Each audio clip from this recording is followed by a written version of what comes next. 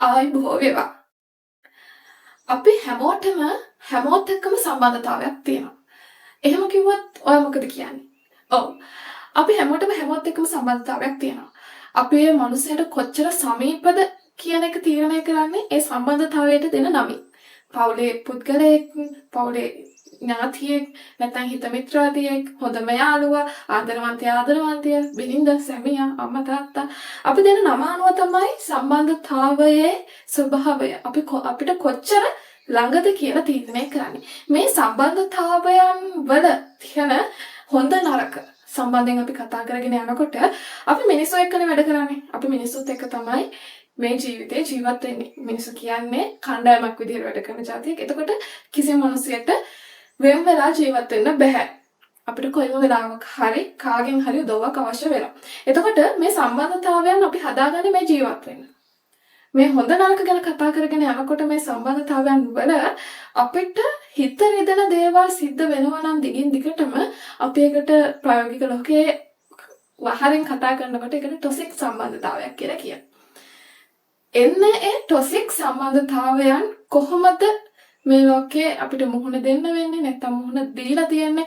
ඒ වගේ දේවල් ගොඩාක් කතා කරන පොතක් තමයි මොහන්රාජ් මඩවල කියන කතුවරයා ලියපු ටොක්සික් කියන පොත.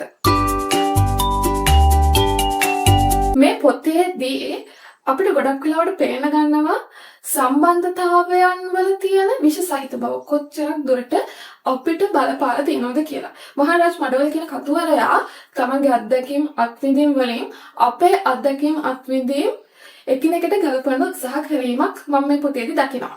මේ පොත මනෝවිද්‍යාත්මක යම් කරුණු කාරණා එක්ක එකතු වුණත් යම් සිද්ධාමයන් මනෝවිද්‍යාත්මක දේවල් එක්ක සම්බන්ධතාවයක් නැති එච්චර හොයලා බලන්නේ නැති දැනීම අඩු කවුරු හරි ඉන්නවා නම් එන්න එයාට මේ පොත කියවගෙන යන්න පොඩ්ඩක් අමාරු වෙයි කියලා මම හිතනවා. ඒක තේරුම් ගන්න බැහැ වගේ ගතියක් තියෙවි කියලා මම හිතනවා. මම දැක්කා බුක් රිවිව්ස් තව දාපු සහෝදර සහෝදරියන්ගෙන් ඒ පොත සමහර අය කියලා තිබ්බා මේ පොත මොහන්රාජ් මඩවලයන්ගේ අනිත් පොත් වගේ නෙමෙයි.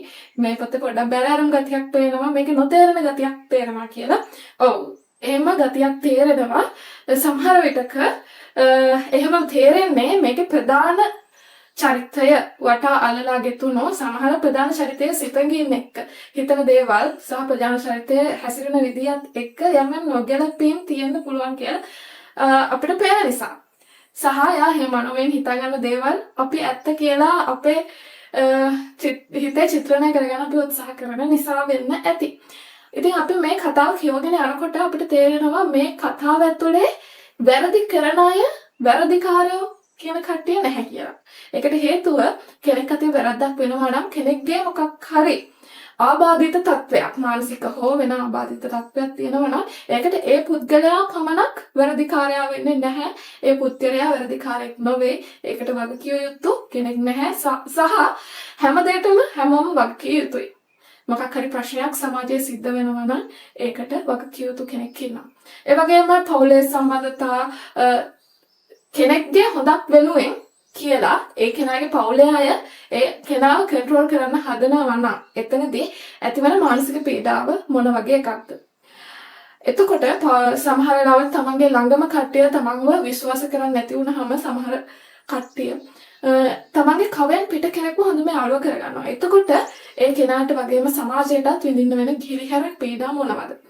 ඒ වගේම සමහර දේවල් අපි බලාපොරොත්තු වෙන දේවල් අපිට නොලැබෙන හින්දා අපිට අත්දකින්න අත්විඳින්න වෙන දේවල් මොනවද වගේ දේවල් ගණනාවක් ගැන මේ පොතේ අපිට මොහන්රාජ් මඩවලයන් සඳහන් කරන්න උත්සාහ කරනවා කියලා කියන්න පුළුවන්. මේ පොත පුද්ගලිකව ගත්තාම අපේ මම දෙපාරක් කියවුවා මේ පොත මොකද්ද කියලා තේරුම් ගන්න. පළවෙනි සැරේ කියවනකොට අර කිව්වත් වගේ සමහර දේවල් නොපැහැදිලි ගතියක් පේන්න ගත්තා. නමුත් දෙවෙනි වර කියවනකොට ඒ නොපැහැදිලි ගතිය ආවේ කියලා මට තේරුණා. ඒකට හේතුව අපි යම් මනෝවිද්‍යාත්මක දැනීමක් අපිට තියෙනවා නම් ඒක තේරුම් ගැනීමේ හැකියාව අපිට තියෙනවා. නිකම්ම පාඩකයක් විදිහට නෙමෙයි. මම පුද්ගලිකව කැමතිව මේ පොත කියවන්න ගන්නවා නම් පොඩ්ඩක් මනෝවිද්‍යාත්මක ආබාධ ගැන හොයලා බලලා කියවනවා නම් නැත්නම් කියවන ගමන් වුණත් ඔයාලට හොයන්න පුළුවන්. එතකොට ඔයාලට මේ පොත ටිකක් දුරට හොඳට තේරුම් ගැනීමේ හැකියාව තියෙවි. ඒ වුණාට මට හිතන විදිහට මේක සම්පූර්ණයෙන්ම මනෝවිද්‍යාත්මක පොතක් නෙමෙයි. මේකදී ගොඩක් වෙලාවට පෙන්නන්නේ මිනිස්සු තනි වෙන්නේ කොහොමද? වැරදි සම්බන්ධතා හින්දා මිනිස්සු අසරණ වෙන තැන්. ඒ සම්බන්ධතාවයේ ඉන්න දෙපාර්ශ්වයම අසරණ වෙනවා. සහ සම්බන්ධතාවය දකින අය, ඒ කියන්නේ පාඨකයෝ හෝ සමාජය කියන කට්ටිය ඒගොල්ලෝ අසරණ වෙනවා. ඒ අසරණ භාවයට අපි පත් විය යුතුද කියන ප්‍රශ්න තමයි මහරජ මඩවලයන් අපිට ගේන්නේ කියලා මට හිතෙනවා. කියලා බලන්න ඔයාලට දැනෙච්ච දේ පහලින් කමෙන්ට් කරගෙන යන්න. ඔයගොල්ලෝ අපිව දැනටම සබ්ස්ක්‍රයිබ් කරලා නැත්නම් සබ්ස්ක්‍රයිබ් කරලා තියාගන්න. ඒ වගේම ඔයාගේ පොත් ගැන හොයන යාළුවෝ ඉන්නවා නම් ඒගොල්ලන්ටත් අපිව ෂෙයා කරලා තියන්න. ඔයාටත් ඔයාගේ යාළුවටත් අපිව ගොඩක් උදව්වක් වේවි ඊළඟට ගන්න පොත, ඊළඟට කියවන පොත මොන වගේ එකක් වෙන්න ඕනද කියලා හිතාගන්න. හරි එහෙනම් අද අපි ගිහිල්ලා එන්න. ඔයගොල්ලෝ හැමෝටම සුබ දවසක් වේවා.